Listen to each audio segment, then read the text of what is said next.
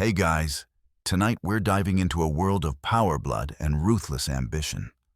The queens who ruled with an iron fist, whose names don't often appear in your history textbooks.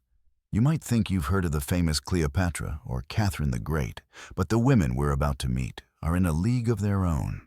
They didn't just play the game, they rewrote the rules, often with brutal consequences. Whether it was through war poison or manipulation, these queens made sure their legacy wasn't forgotten. And don't get too comfortable. You probably won't survive this journey through bloodthirsty history unscathed. Some of these stories are seriously dark. So before you get comfortable, take a moment to like the video and subscribe, but only if you genuinely enjoy what I do here. Let me know where you're tuning in from and what time it is in your neck of the woods, because it's never too late to hear about history's most savage women. Now dim the lights, maybe turn on a fan for that soft background hum, and let's ease into tonight's journey together. The first queen we're meeting tonight, Tomyris of the Massagete, may not be a household name, but her act of vengeance is legendary. Let's step into the dusty plains of Central Asia, where the Massagete tribe ruled with an unyielding grip.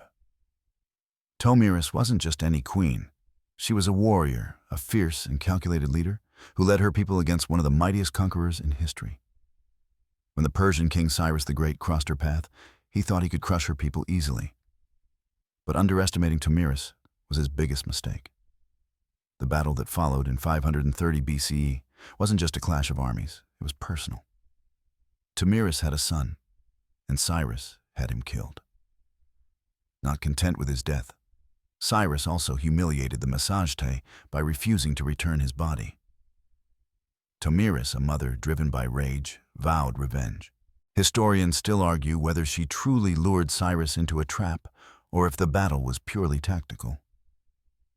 Either way, what happened next is a brutal display of revenge. After crushing Cyrus's army in battle, Tomyris reportedly had his head cut off. And she didn't stop there. She had the head dipped in a mixture of blood and wine and displayed it as a trophy. It's said that she taunted the king in his afterlife, declaring, "I warned you, fool, that I would make you drink your fill of blood." It wasn't just about battle, it was a gruesome poetic vengeance. Tomyris's revenge was legendary, but the tale of Boudica, the warrior queen of the Iceni tribe in ancient Britain, might even make her look merciful in comparison. Now picture this. You're in the 1st century AD and the Roman Empire, having already conquered vast territories, sets its eyes on Britain. Enter Boudica, whose world is shattered when the Romans mistreat her and her daughters, and her kingdom is stripped of everything she holds dear. The loss is so brutal it turns her into a force of nature. Boudica's story begins with Roman Emperor Nero's cruel demands, and the Iceni tribe's loyalty to the Romans was repaid with greed and violence. After Boudica's husband died, the Romans seized her land, flogged her, and raped her daughters. There's no way around it, this woman's rage was justified. Historians still argue whether Boudica's rebellion was entirely a result of personal vengeance, or if it was driven by a broader desire to rid Britain of Roman rule. But when Boudica declared war, the outcome was catastrophic for the Romans. With the strength of her people and the fury of a mother-wronged Boudica, launched an uprising in 60 or 61 AD. Her army was vast, and their fury was unmatched. They ravaged Roman towns, including Colchester, London, and Verulamium, modern-day St. Albans, burning everything in their path. The devastation was brutal. Romans were massacred in cold blood with no distinction made between soldiers and civilians. Some accounts claim Boudica's army slaughtered over 70,000 people. Historians still debate how much of the violence was Boudica's personal vendetta, and how much was a rallying cry for all of Britain to rise against their Roman oppressors. What we do know is that her uprising sent shockwaves across the empire. Unfortunately, it didn't last. The Romans regrouped, defeated Boudica's forces, and crushed her rebellion in a final battle that left thousands of her warriors dead. But Boudica's legacy lived on. She became a symbol of defiance, a symbol of the fierce, brutal queen who fought for her people no matter the cost. Boudica may have sparked a flame of rebellion, but let's head east now, where Empress Wu Zetian, the only woman to ever officially rule China as emperor, was making her mark. She was a ruthless and calculating figure, whose rise to power wasn't just about outsmarting men, it was about doing whatever it took to claim the throne. Wu Zetian's life reads like a dark political thriller. And you might want to brace yourself. She didn't just play the game, she rewrote the rules entirely. Born in 624 AD, Wu Zetian started as a concubine to Emperor Taizong of the Tang dynasty. But it wasn't long before she proved she wasn't content to stay in the background. When Taizong passed away, Wu Zetian's ambition ignited, and she married his son, Emperor Gaozong. Now you might think this was the standard path for a concubine, but Wu Zetian wasn't about to sit idle and be overlooked. Historians still argue whether she murdered her own daughter to gain favor with the emperor, or whether it was simply political maneuvering at the time. Whatever the case, Wu Zetian's hunger for power was insatiable. She manipulated court politics, sidelined her rivals, and by 690 AD, she declared herself emperor, effectively founding her own dynasty, the Zhou dynasty, taking full control of China. Her reign was marked by intense cruelty. Wu Zetian's government, though highly effective in terms of bureaucracy and military expansion, came at a high cost. To secure her position, she had to eliminate anyone who stood in her way, including rivals in her own family. It's rumored that she had her own children killed to secure her throne, though some scholars dismiss these as mere gossip. She also developed a reputation for having her enemies executed in particularly grisly ways, often through torture, public humiliation, or worse. But don't be mistaken, Wu Zetian wasn't just a tyrant. She managed to stabilize China's economy, promote Buddhism, and even elevate the status of women. Despite this, the fear surrounding her reign was palpable. When she died in 705 AD, she was buried with all the grandeur of an emperor, her body laid to rest as a ruler, not a concubine. The fear she inspired never fully faded, and her legend lives on as a reminder of the lengths she went to secure her legacy. From Wu Zetian, let's head across the ocean to Africa, where Queen Nzinga of Ndongo and Matamba ruled with a mind as sharp as a blade and a heart as fierce as a lioness. Queen Nzinga's reign wasn't just about political power, it was about resistance, survival, and strategic warfare. This 17th century queen is a masterclass in the art of diplomacy and guerrilla warfare, making her one of the most formidable monarchs in African history. Nzinga was born in 1583 in what is now Angola, and she came to power at a time when the Portuguese were aggressively colonizing parts of Africa. The Portuguese saw the kingdom of Ndongo as ripe for conquest, and they didn't hesitate to enslave the people of the region. But Nzinga wasn't about to let her kingdom fall under their thumb. She became a key figure in the resistance, and her actions would forever cement her place in history. Historians still debate the exact extent of her role in negotiating with the Portuguese. But one thing is certain, Nzinga played the long game. The most famous story of her negotiation skills involves a meeting with the Portuguese governor in 1622. When she arrived for the peace talks, she was insulted by the fact that the governor had placed a chair for her servant, but not for her. Calmly, Nzinga ordered one of her servants to kneel so she could sit on their back, using this as a demonstration of her power and defiance. This powerful gesture set the tone for the rest of their negotiations. But Nzinga's strength wasn't limited to diplomacy. She led armies against the Portuguese in the field, employing brilliant military tactics. She didn't hesitate to make alliances with the Dutch and other enemies of the Portuguese, to gain an advantage using every tool in her arsenal to protect her people. The Portuguese never fully succeeded in conquering her lands, and Nzinga continued to rule until her death in 1663, leaving behind a legacy of fierce independence and resilience. Her reputation as a warrior queen endures especially in Angola, where she is remembered not just for her military might, but also for her diplomatic acumen. Nzinga's story proves that a queen doesn't have to rely solely on force to achieve her goals. Sometimes the most powerful weapon is the mind. Now let's take a journey to the opulent courts of Renaissance France, where Catherine de' Medici, one of the most politically astute and brutal queens in history, reigned with a shadowy hand. Known as the Queen of Poison, Catherine's ability to manipulate the political landscape of France was matched only by her cunning and her willingness to spill blood in order to secure her family's rule. Born into the powerful Medici family of Florence in 1519, Catherine was married off to the future King Henry II of France in 1533. When Henry died unexpectedly in 1559, Catherine became the regent for her young sons, and what followed was a reign marked by ruthless political maneuvering. With France teetering on the edge of civil war between Catholics and Protestants, Catherine saw an opportunity to wield power like never before in war. Historians still argue whether Catherine was truly as bloodthirsty as history paints her, or whether her actions were simply the product of an era where such political games were the norm. Regardless, she is forever linked with the infamous St. Bartholomew's Day massacre of 1572. What started as a marriage alliance between the Catholic Valois family and the Protestant Huguenot family devolved into one of the bloodiest episodes in French history.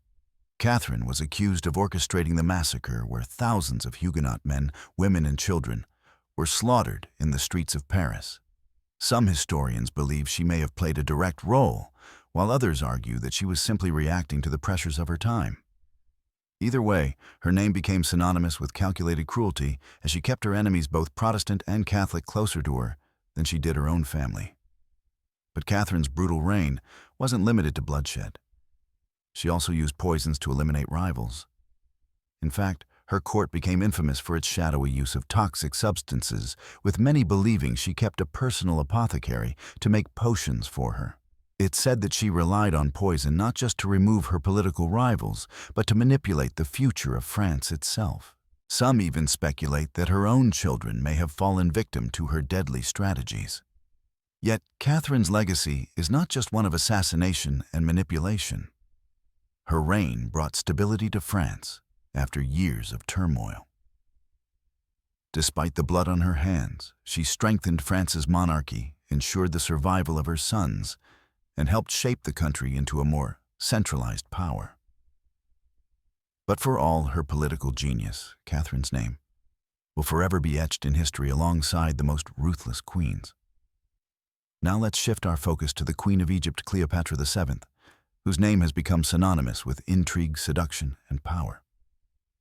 But behind the captivating persona of the queen who charmed Julius Caesar and Mark Antony lies a brutal and cunning ruler who wasn't afraid to do whatever it took to maintain Egypt's independence in the face of the growing Roman Empire.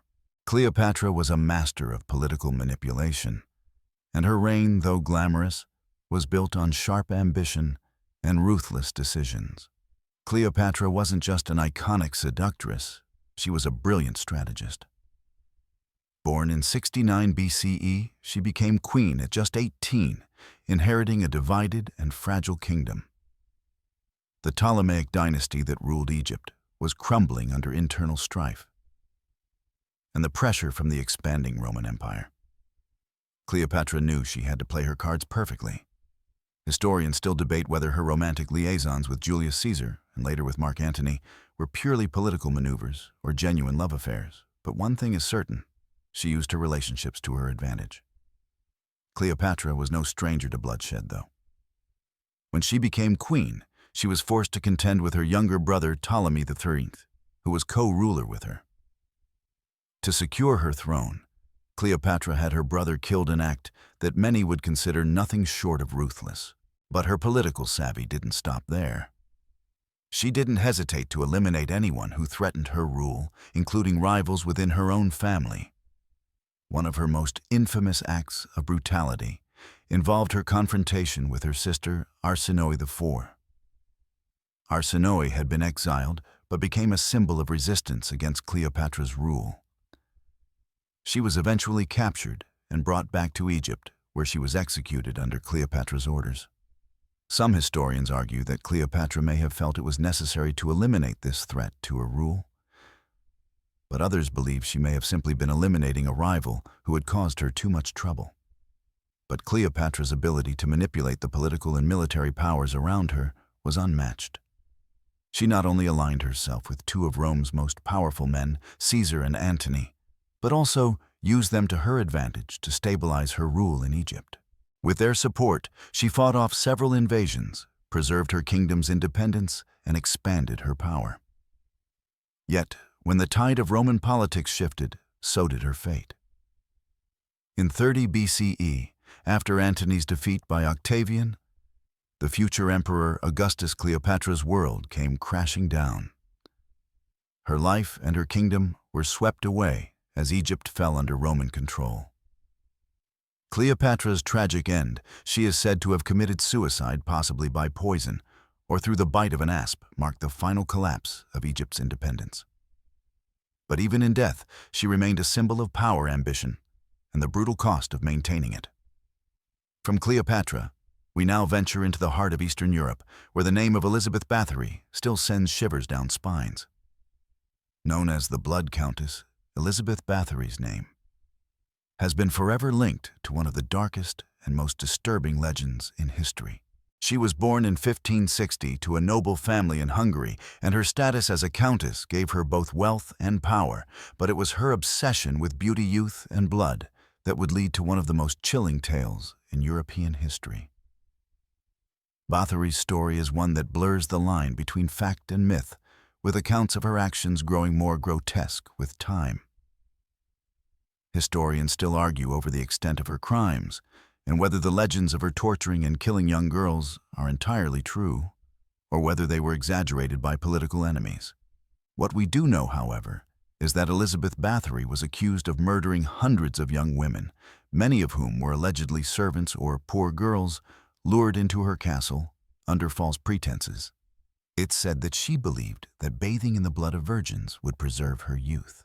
And whether she was simply a cruel psychopath or the victim of a political conspiracy designed to bring down her family, Bathory's reputation has endured through the centuries. The accusations against her were so extreme that it's hard to separate fact from folklore. Was she truly a sadistic serial killer? Or was she merely the victim of a smear campaign orchestrated by her rivals in the Hungarian nobility? The most chilling reports suggest that Bathory tortured and killed young women, often by draining their blood or mutilating them in other horrific ways. Witnesses claimed to have seen her and her accomplices partake in these acts, and they described scenes of unimaginable cruelty, blood screams, and bodies. The stories range from her supposedly luring young girls to her castle under the guise of employment to the more gruesome rumors of her drinking the blood of her victims. In 1610, after years of rumors and whispers, Bathory was arrested. The trial that followed was as dramatic and unsettling as the accusations themselves. While there was no physical evidence to prove the full extent of her crimes, the testimonies of her servants and witnesses were damning. Elizabeth Bathory was ultimately imprisoned in her own castle, where she spent the rest of her life alone and confined to a small room. Whether Bathory was a madwoman driven by vanity, or whether her story has been distorted by time and politics, her name endures as one of history's most infamous and controversial queens.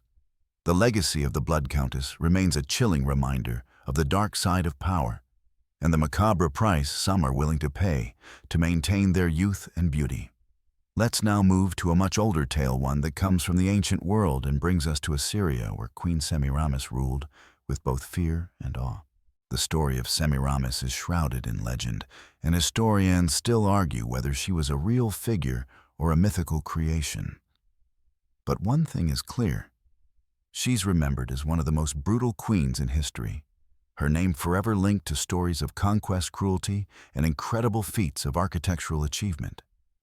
Semiramis is believed to have lived around the 9th century BCE, and the accounts of her life come from ancient historians and the Bible, but they are often contradictory. According to some legends, Semiramis was the daughter of a goddess, and she rose to power after marrying the Assyrian king Shamshi-Adad. Other versions of the story suggest she was a commoner or even a foreigner who worked her way up through sheer ambition. Regardless of the specifics of her birth, her reign was defined by bloodshed and conquest. Historians still debate whether Semiramis truly led military campaigns that spanned from India to Ethiopia. But ancient sources describe her as a powerful and merciless leader. Some records claim that she was responsible for the deaths of thousands of her enemies, employing extreme methods of execution including boiling her captives alive. Her military tactics were as brutal as they were effective. She reportedly used terror to strike fear into the hearts of her enemies, often using psychological warfare to break the morale of opposing armies. However, Semiramis's cruelty wasn't limited to the battlefield. She is also said to have been responsible for the deaths of her own relatives, including her son, whom she allegedly killed to secure her power. Some accounts even suggest that she was the one who created and ordered the construction of the legendary Hanging Gardens of Babylon. Though scholars still argue over whether these gardens ever existed at all. Despite the dark stories surrounding her reign, Semiramis left an undeniable legacy. Her rule was marked by the construction of monumental structures and impressive architectural feats, including the city walls of Nineveh, which were a symbol of Assyrian strength and power. Yet, her brutal methods of leadership and her apparent disregard for human life left an indelible mark on history. Even today, Semiramis is remembered as one of the most violent and enigmatic queens to ever walk the earth. Moving forward in time, we head to Byzantium, where Empress Theodora ruled with a combination of strategic genius and iron-fisted cruelty. A figure both revered and feared, Theodora's rise to power was anything but conventional. Born into poverty, and initially working as an actress and, in some accounts, a prostitute, Theodora's life could not have seemed more removed from the imperial throne. But fate had other plans. Through sheer will and cunning, she ascended to become one of the most powerful women in Byzantine history, and her reign was as brutal as it was groundbreaking. Historians still argue over how much influence Theodora truly had in the political affairs of the Byzantine Empire, with some claiming she was a mere puppet of her husband, Emperor Justinian I. However, those who believe in her political savvy point to her decisive actions during critical moments. One of her most notable moments of power came during the Nika riots in 532 AD. During these riots, angry citizens of Constantinople were rioting against Justinian's government, and the empire seemed on the brink of collapse.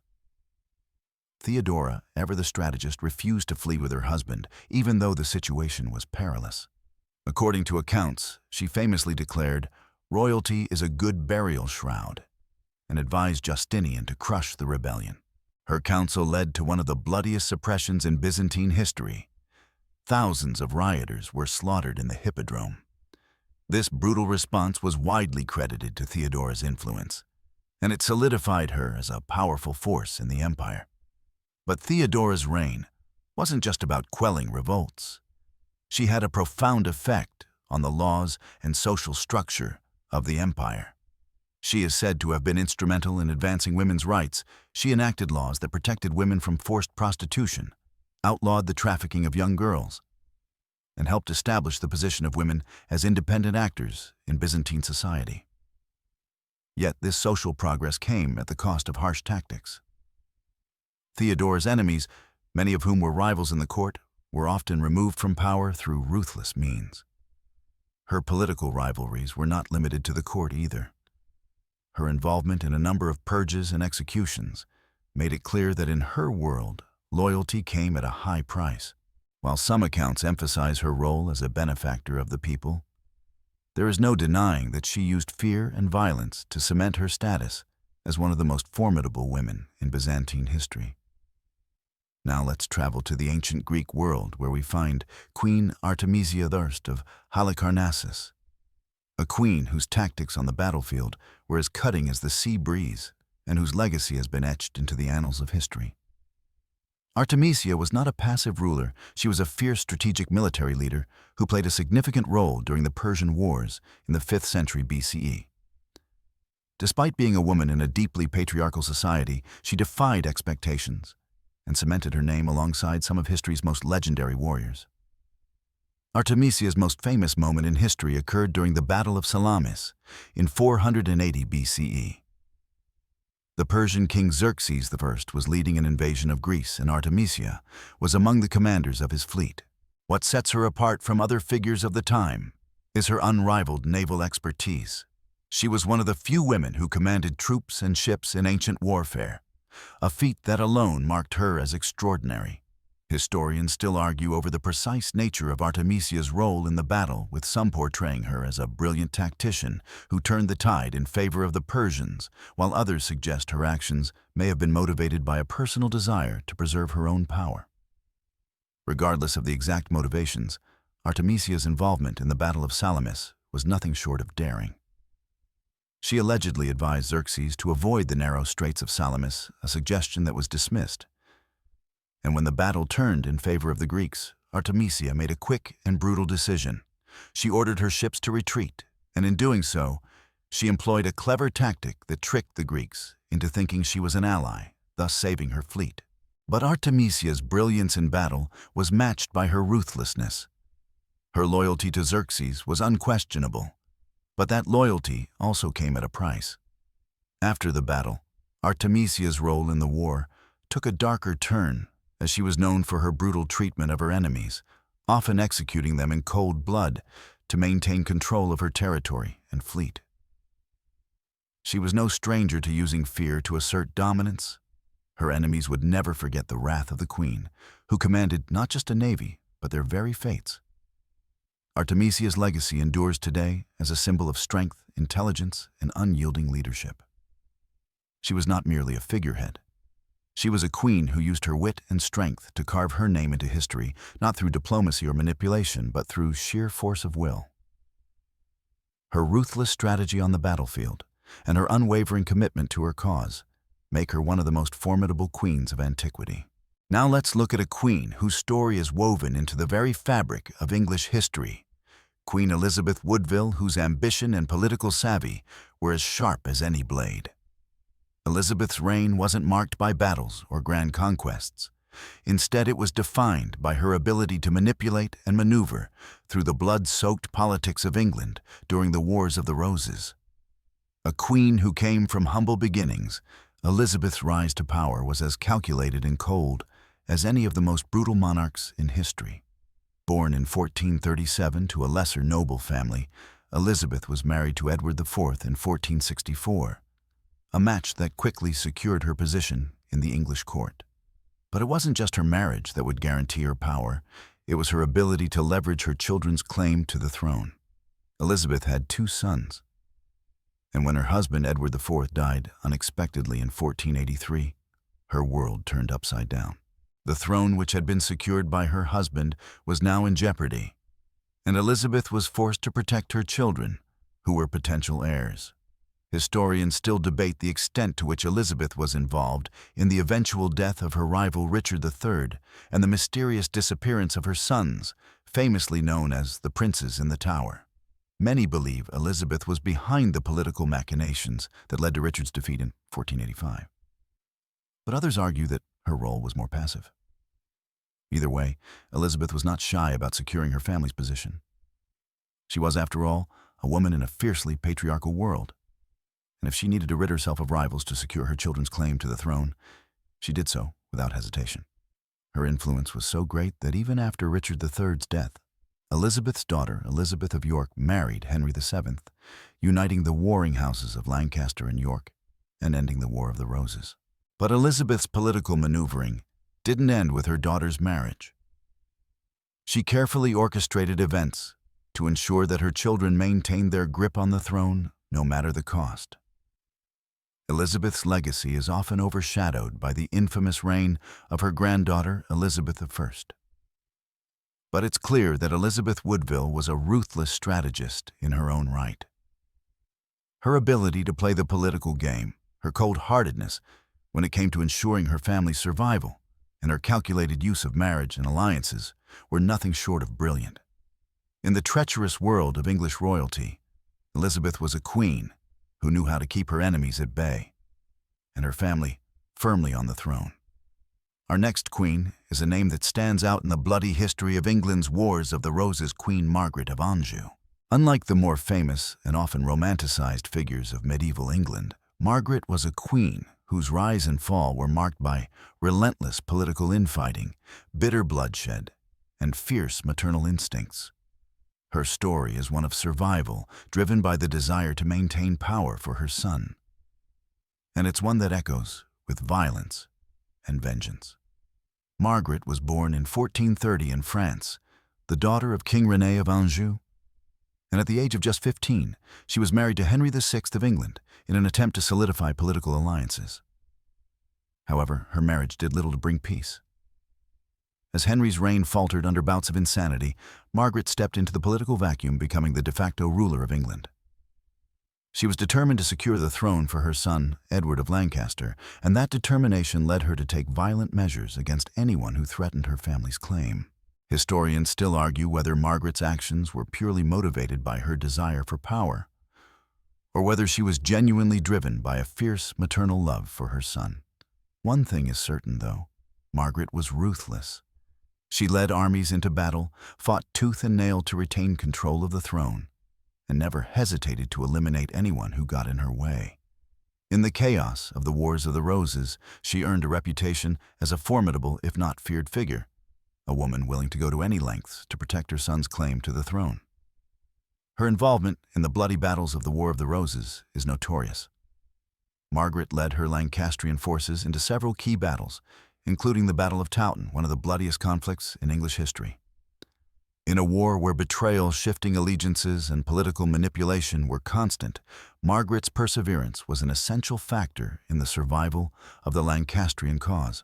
She fought to the bitter end, even after the eventual defeat of her forces. Despite her fierceness in battle, Margaret's downfall came when her son's forces were defeated, and the throne was ultimately claimed by Richard III's rival, Henry Tudor, Henry VI. Margaret's final years were a far cry from her once powerful reign. She was captured, imprisoned, and ultimately lived out her final days in relative obscurity, removed from the very power she had once fought so fiercely to maintain. However, her legacy as a powerful, bloodthirsty queen who never gave up on her son's cause lives on. Margaret's story is one of ferocity and persistence, a tale of a queen who would stop at nothing to see her family's claim to the throne upheld, even if it meant bloodshed, war, and a life of ceaseless struggle. Her name is synonymous with strength, and her determination marks her as one of history's most brutal women. From the bloody chaos of the Wars of the Roses, let's turn our attention to another queen whose ambition and treachery nearly tore apart the fabric of England itself: Empress Matilda. Her name may not be as instantly recognizable as Elizabeth I or Catherine the Great, but Matilda's claim to the throne of England and her subsequent battle for it against her cousin Stephen of Blois was one of the most brutal civil wars in British history. Her struggle, known as the Anarchy, was defined by her relentless determination to seize power, no matter the cost. Born in 1102, Matilda was the daughter of King Henry I of England and was declared heir to the throne after her brother's untimely death. However, when Henry I died in 1135, Matilda's cousin Stephen of Blois seized the throne instead, leading to an outbreak of violent conflict that would last for nearly 2 decades. What followed was an epic struggle for power, and Empress Matilda was no stranger to bloody tactics. Historians still argue whether Matilda's aggressive methods were a direct result of her frustration at being passed over for the throne, or if her actions were driven by a desire to ensure her son's future rule. But one thing is undeniable: she played the game of war and politics with the same ruthless conviction as any male ruler of the time. In the brutal campaign that followed, Matilda's forces fought fiercely for control of England. She had a particularly strong hold in the south, but her ambition came at a high cost. The conflict was marked by numerous sieges, brutal betrayals, and war crimes. Matilda's forces used scorched earth tactics, devastating the land and causing untold suffering among the common people. One of the most brutal moments came during the siege of Oxford Castle, where Matilda's forces faced a complete stalemate. To break the deadlock, Matilda allegedly resorted to a strategy of using savage cruelty, including executing those who attempted to defect from her camp, sending a stark message to both her enemies and her allies. But the most tragic episode of Matilda's reign was the death of her first husband, Henry V of the Holy Roman Empire. Her political machinations led to his downfall, and historians debate whether she actively contributed to his murder. Though Matilda's efforts eventually led to a compromise, Stephen was allowed to retain the throne for the rest of his life. but her son Henry II succeeded him. Her bloody campaign left a trail of devastation that would be felt throughout the kingdom for generations. Empress Matilda may not have worn a crown in her lifetime, but her battle for England's throne was a brutal and defining chapter in the history of the British monarchy. Her legacy endures as a reminder of the high price of power, and her name is forever linked to the bloodied history of the anarchy. As we approach the final stretch of our journey through the most brutal queens in history, let's look at one of the most notorious monarchs of the 16th century, Elizabeth I of England. Her reign, though often hailed as a golden age for England, was also marked by brutality, cunning, and a ruthless determination to secure both her throne and her country's future. She wasn't simply the Virgin Queen. She was a ruler who played a dangerous political game, wielding power with an iron grip and crushing anyone who posed a threat to her reign. Elizabeth was born in 1533 to Henry VIII and Anne Boleyn, but her early life was anything but royal. After her mother's execution, Elizabeth's position as heir to the throne was tenuous at best. She lived much of her early life under constant threat, with numerous rivals vying for the crown. But when she finally ascended to the throne in 1558, she wasted no time in proving that her rise wasn't just a matter of destiny. It was the result of shrewd political maneuvering and, at times, bloody determination. Historians still debate whether Elizabeth's policies were truly as harsh as some of her contemporaries suggested, but there's no question that she wasn't afraid to take extreme measures to preserve her reign. Her relationship with her cousin Mary, Queen of Scots, for instance, is one of the most controversial aspects of her rule. Mary, a Catholic queen, posed a direct threat to Elizabeth's Protestant reign, and her claim to the throne was supported by many Catholics across Europe. Rather than risk a revolt, Elizabeth had Mary imprisoned for 19 years before ultimately ordering her execution in 1587, despite knowing the political ramifications. Historians argue whether Elizabeth's decision to execute Mary was a politically motivated act of cruelty or a necessary step to safeguard England's future. However, what's clear is that Elizabeth's actions were motivated by an unrelenting desire to maintain control. She was willing to sacrifice her closest family members and friends to secure her crown. Another key moment in Elizabeth's reign was her handling of the Spanish Armada in 1588. The Spanish, led by King Philip II, launched an invasion aimed at overthrowing Elizabeth and restoring Catholicism to England. The conflict was brutal, and Elizabeth's forces crushed the Armada, securing her power. Yet the aftermath was no less bloody. Elizabeth used the victory as an opportunity to suppress dissent within her kingdom, cracking down on anyone who opposed her policies. Her intelligence network was formidable, and her spies were everywhere, ensuring that any threat to her rule was quickly dealt with. Elizabeth I's reign may be remembered as one of England's greatest eras, but it was also a time of bloodshed, fear, and political cruelty. She wasn't just a monarch who ruled with grace and diplomacy. She was a queen who destroyed her enemies without hesitation, showing the world the full extent of her power. Her legacy is one of resilience, but also one of ruthlessness. As we near the end of our exploration into the most brutal queens in history, it's time to reflect on the women whose power and legacies were built on blood manipulation and a fierce commitment to survival. Each of these queens, from the distant past to the more recent eras, forged their places in history through sheer will and often terrifying means. Some of them are remembered for their strength, their intelligence, and their ability to command armies, while others are feared for the sheer violence and cruelty they brought to the thrones they occupied. These women's stories often don't fit neatly into the narratives we hear in classrooms or in popular media. They were rulers, yes, but they were also survivors in a world where a single misstep could mean death. Many of these queens were forced to take extreme measures, resorting to assassination, military action, or manipulation to secure their power and protect their families. Some did so out of sheer necessity, while others were driven by pure ambition, but in each case, their methods were ruthless. As we reflect on their legacies, it's clear that these queens lived in worlds where power wasn't given, it had to be taken. They were not mere symbols of royalty. They were warriors, schemers, and sometimes even murderers. But despite the violence and tragedy surrounding their reigns, they were also architects of change. Many of them left behind legacies that reshaped the political landscapes of their times, even if those legacies were built on bloodshed. In closing, it's worth considering the paradox of these queen stories. They were women often thrust into positions of power in societies that viewed them as secondary to men, yet they wielded their power with such ferocity that they are remembered today not just as queens, but as figures who changed the course of history. Some of them were ultimately defeated, their reigns cut short by assassination, war, or betrayal. Others, like Elizabeth I and Wu Zetian, left lasting legacies that continue to shape the world today. But at the heart of their stories is one undeniable truth. These women were not just queens, they were ruthless forces of nature who carved their places into history through unrelenting ambition, violence, and at times, terror. As you drift off to sleep tonight, consider the queens whose power transcended the boundaries of their kingdoms. They may have been brutal, but they were undeniably strong, and their names will echo through the ages.